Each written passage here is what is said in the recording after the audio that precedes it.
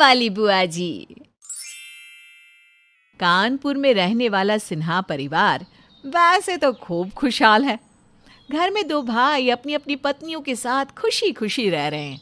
बड़ा भाई सतीश, उनके दो बेटे हैं जो कॉलेज में पढ़ रहे हैं, और छोटे नीतीश की एक 16 साल की बेटी है। छोटी मोटी तूतू मैमे के अलावा बाकी घर में सब मंगल ही मंगल था। एक दिन, पापा आपका फ़ोन कहाँ है? मुझे कॉलेज के लिए लेट हो रहा है। और ये देखो, मेरे फ़ोन पर बुआ जी का फ़ोन आ रहा है। आपको पता ही है, बुआ एक बार बात करना शुरू करेंगी ना, फिर 1 घंटे से पहले रुकने का नाम नहीं लेंगी। चुप कर नालायक, अपनी बुआ के लिए ऐसे बात करते हैं?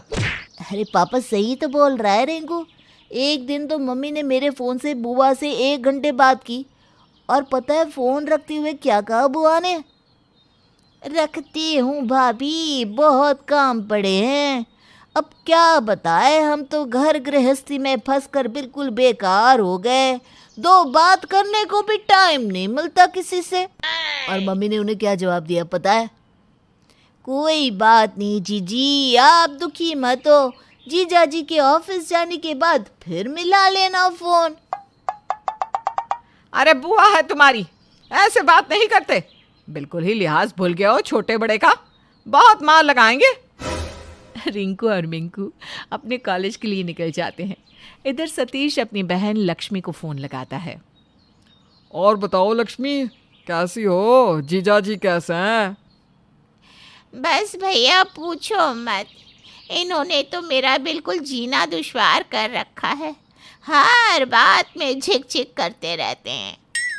मुझे अपने पास बुला लो भैया, मुझे यहाँ नहीं रहना। अरे अरे छोटे, तो रो मत। देख, ऐसे लड़ झगड़ कर मायके आना ठीक नहीं है। लाइए जी, ससुराल में कोई बात हो जाती है तो लड़कियां मायके ही तो जाती हैं।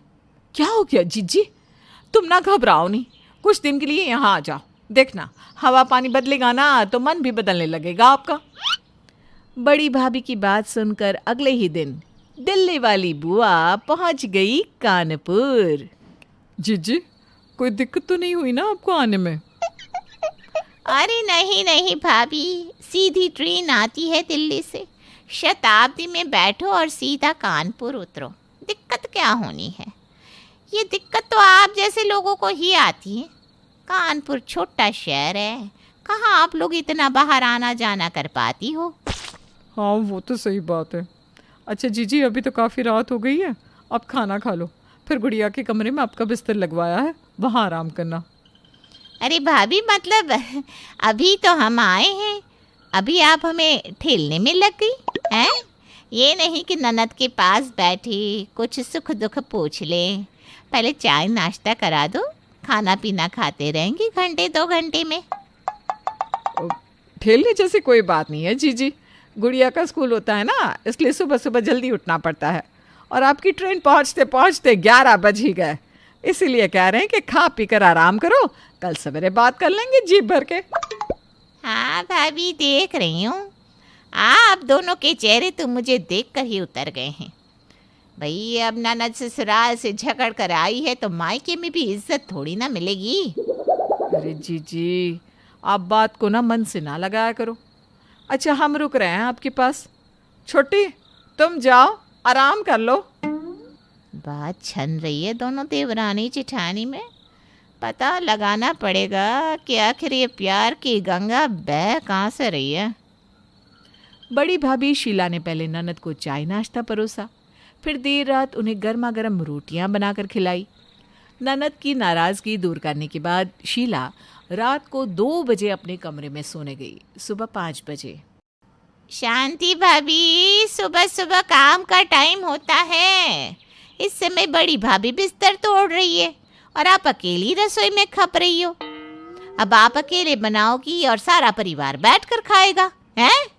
ननद शांति के कान भर ही रही थी कि तभी बड़ी भाभी शीला आ जाती है। शांति, रात को सोने में बहुत लेट हो गया ना, सुबह मेरी तो आँख ही नहीं खुल पाई। कोई बात नहीं दीदी। जीजी, आप यहाँ क्यों खड़ी हैं? जाइए, आराम से बैठिए, मैं और भाभी मिलकर रसोई संभाल लेंगे। 2 दिन बाद बड़ी भाभी की शादी की सालगिरह थी। तीनों बच्चों ने मिलकर खूब सजावट की थी। इधर शीला भी लाल रंग की साड़ी पहनकर तैयार हो रही थी। तभी ननद लक्ष्मी वहां आ जाती है। बुरा मत मानना भाभी, लेकिन ये सब चोंचले जो आप लोग कर रहे हो ना, अम्मा होती तो सबकी अकल ठिकाने लगा दी थी। अरे जवान जवान बेटों के सामने ऐसे नई नवेली दुल्हन की तरह लाल जोड़ा पहनकर तैयार होना, कमरा सजाना, ये सब शोभा देता है क्या आपको? जब माँ बाप की हरकत ही ऐसी होंगी तो बच्चे आपको देखकर क्या सीखेंगे? ऐसे ही तो बच्चे हाथ से निकल जाते हैं। ननद की बात सुनकर शीला की आंखों में आंसू आ गए थे। उसने तुरंत अपनी लाल साड़ी बदलकर एक सिंपल सी हरी साड़ी पहन ली। अब उसका किसी भी चीज में मन नहीं लग रहा था। गुड़िया, बुआ ने तो हमारे सेलिब्रेशन का सत्यानाश कर दिया। मैंने अभी अभी बुआ को मम्मी की साड़ी पर उल्टा सीधा कमेंट करते हुए सुना है। अब हम चाहे जितना भी समझा ले, मम्मी किसी के नहीं सुनने वाली। भैया, सुबह मैंने भी सुना था, बुआ मम्मी को बड़ी माँ के खिलाफ भड़का रही थी। अगर ऐसा ही चलता रहा ना तो थोड़े दिनों में हमारे घर की सुख शांति का तो बैंड बज जाएगा। बात तो तू ठीक कह रही है। सालगिरह का सेलिब्रेशन तो बुआ ने बिगाड़ दिया था, लेकिन बुआ का मन इतने से भरने वाला थोड़ी ना था। कुछ दिनों बाद। अरे शांति भाभी, जवान बेटी की माँ हो, थोड़ी सतर्क रहा करो। मैंने आपकी गुड़िया को देर रात तक फोन पर बात करते सुना है।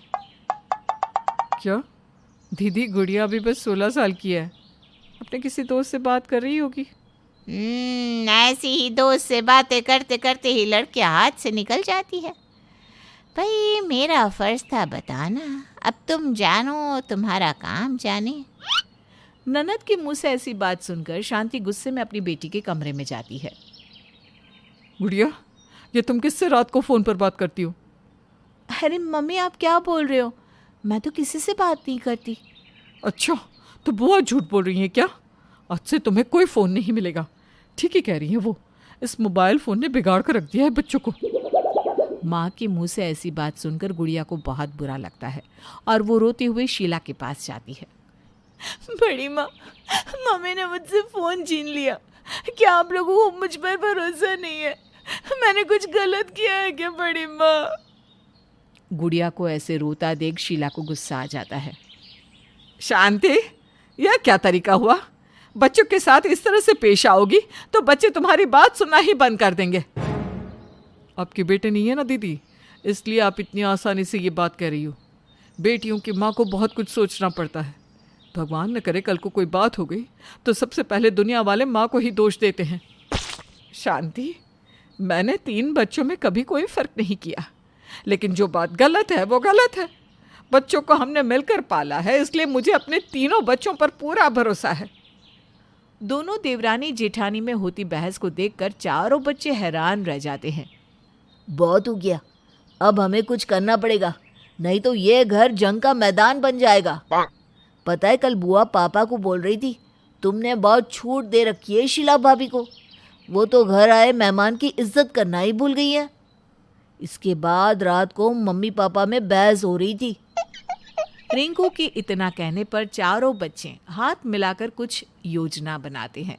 अगले दिन दिल्ली से फूफा जी और उनका बेटा गुड्डू कानपुर आ जाते हैं। बुआ जी, आपके लिए सरप्राइज है। अच्छा बेटा, देखो तो सही क्या सरप्राइज है। रिंकू फूफा जी और उनके बेटे गुड्डू को बुलाकर उनके सामने ले आता है। अरे भाग्यवान, हमसे अच्छा सरप्राइज और क्या होगा? अरे काहे का सरप्राइज? मुझे इनसे कोई बात नहीं करनी। अरे क्यों बुलाया इन्हें यहाँ? अरे लक्ष्मी, ऐसे बात नहीं करते, हम बैठकर बात करेंगे ना जीजा जी से। क्या बात है जीजा जी? लक्ष्मी कह रही थी घर में बात बात पर झगड़ा होता है, अब उसकी कोई भी बात नहीं सुनते। यहाँ तक की बात इतनी बढ़ गई कि उसे घर छोड़कर यहाँ आना पड़ा। अरे ये आप क्या कह रहे हो? उसने ये नहीं बताया कि झगड़े की वजह क्या है। ये सुबह गुड्डू के स्कूल जाने के टाइम तक सोती रहती है। छोटे भाई की पत्नी आखिर कितने साल हमारे बच्चे का काम करती रहेंगी? इसलिए सुबह उठते ही घर में काम को लेकर झगड़ा शुरू हो जाता है। घर के एक भी काम को हाथ नहीं लगाना चाहती। यहाँ तक कि गुड्डू पर भी इसका कोई ध्यान नहीं है। उसके हाथ में फ़ोन पकड़ाकर ये दिन दिन भर सहेलियों के साथ गप्पे मारती है और सबसे बड़ी बात, सबके घरों में सिखा पढ़ा के झगड़े कराती है। अरे मोहल्ले के सब लोग परेशान हो चुके हैं इससे। मुझे गुड़िया को संभालने की नसीहत दे रही थी और अपने बच्चे का ऐसा हाल बना कर रखा है आपने। ये तो बहुत गलत बात है जीजी। लक्ष्मी, अपनी गृहस्थी पर ध्यान दो। किसी के घर की शांति भंग करके तुम्हें क्या मिलता है? पापा, मेरी गुड्डू से बात होती रहती है, इसलिए हम लोग तो पहले से जानते थे कि बुआ अपने घर में क्या क्या कर रही हैं।